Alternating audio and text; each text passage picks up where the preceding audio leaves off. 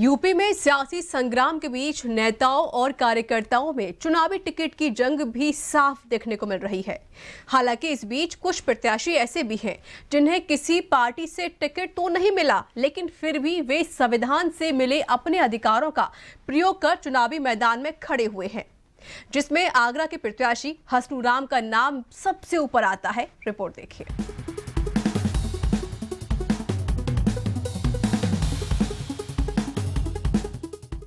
भारत का संविधान देश के प्रत्येक व्यक्ति को चुनाव लड़ने का अधिकार देता है और संविधान से मिले इस अधिकार को आगरा के खैरागढ़ इलाके के निवासी हसनू राम अम्बेडकरी बखूबी समझते हैं।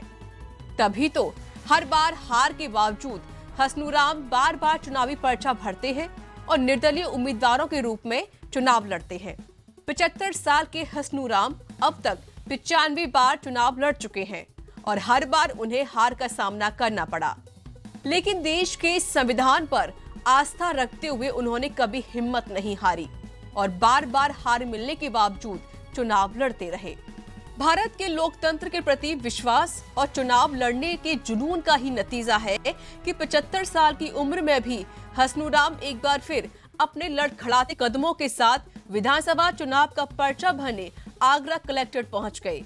75 साल के हसनू राम अब तक राष्ट्रपति से लेकर पंचायत चुनाव लड़ चुके हैं। हालांकि किसी भी चुनाव में उन्हें जीत नसीब नहीं हुई, लेकिन अपनी किस्मत को चुनौती देते हुए हसनू राम एक बार फिर चुनाव लड़ने जा रहे हैं। खबरों की माने तो हसनू राम इस बार एक साथ दो विधानसभा सीटों से चुनाव लड़ रहे हैं। हसनू राम ने आगरा के ग्रामीण विधानसभा सीट और खैरागढ़ विधानसभा सीट से बतौर निर्दलीय उम्मीदवार नामांकन का पर्चा भरा है।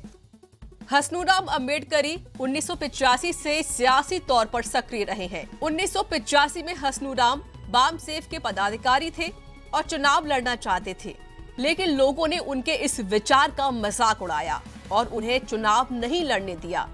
किसी ने तो उनसे यह तक कह दिया कि अगर वे चुनाव लड़ेंगे तो उनकी पत्नी भी उन्हें वोट करेगी। उस व्यक्ति की बात हसनू राम को चुभ गई और तब से लेकर अब तक हसनू राम लगातार हर चुनाव में अपनी किस्मत आजमाते रहे हैं।